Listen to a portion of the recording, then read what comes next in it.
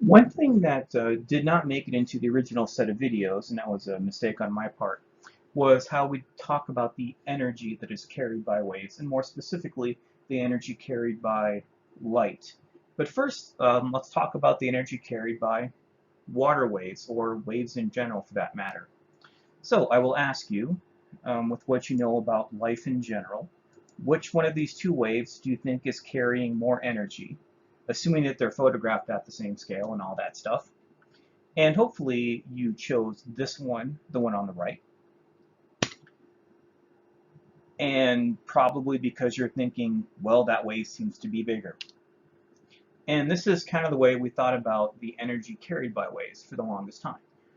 That the bigger, or in this case, you'd say the taller a wave is, the more energy it carries. You would clearly, getting hit by this wave versus this wave would be two fairly different experiences. Now, when we talked about some of the properties of wave phenomena, we talked about frequency and wavelength. The one we talked about, but not very much, was the intensity, how high the wave is. And I will say that the actual mathematical relationship is that the energy carried by a wave is proportional to the square of its intensity, how tall it is. And that, for the longest time, seemed to work for all sorts of wave phenomena. Water waves, sound waves, earthquakes. But there was a problem when we tried to apply that to light, electromagnetic radiation, as a wave phenomena. Now, the cause of those problems are a little beyond the scope of this particular class. So I'll just give you the answer. And that was formulated by a German by the name of Max Planck, who came up with the very, very revolutionary idea that energy is quantized. It comes in discrete pieces, that there is an actual smallest possible piece of energy, and that the energy of anything has to be a multiple of that. It's just like if you're building a building with bricks. The height of the building has to be a multiple of the brick height. You can't have like half a brick at some point like that. And this, and the fact that light seemed to act as a particle and as a wave at the same time, kind of put these things together.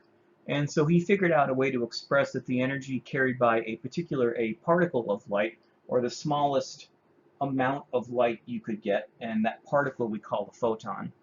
And the amount of energy that that thing carries is proportional to not the height of the wave, but its frequency. So in math speak, the energy is no longer proportional to the intensity squared.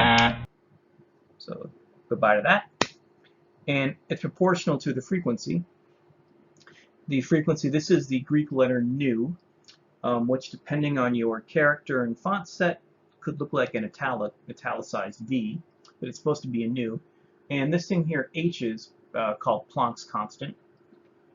And it is a fundamental constant of nature and is equal to 6.626 times 10 to the negative 34th joules times seconds. Note the units. And in case you're wondering, Planck was actually not as egotistical as this sound. This constant that he determined, or that he proposed and experimentally determined, was named after him much later to honor his revolutionary discovery. And for this, he actually won the 1919 Nobel Prize in Physics. And let's just go through a quick example. So let's go back to our 405 nanometer photon, the Blu-ray laser wavelength.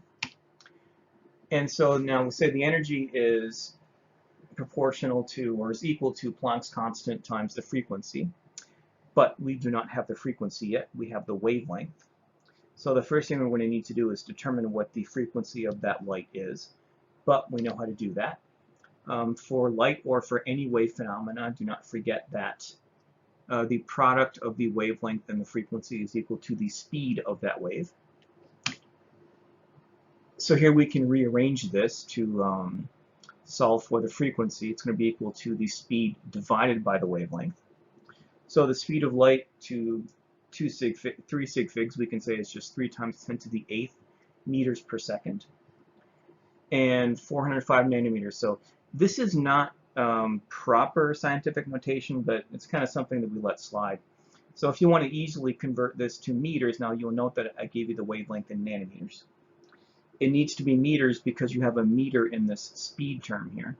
So you can just say 405 times 10 to the negative 9th meters, because a nanometer is 10 to the negative 9th meters.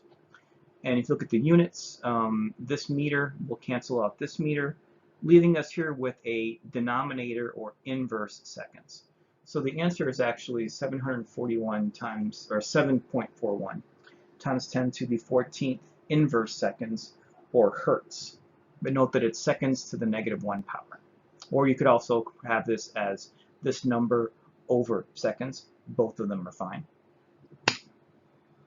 And now we know the frequency, so we can figure out the energy of a piece of 405 nanometer light.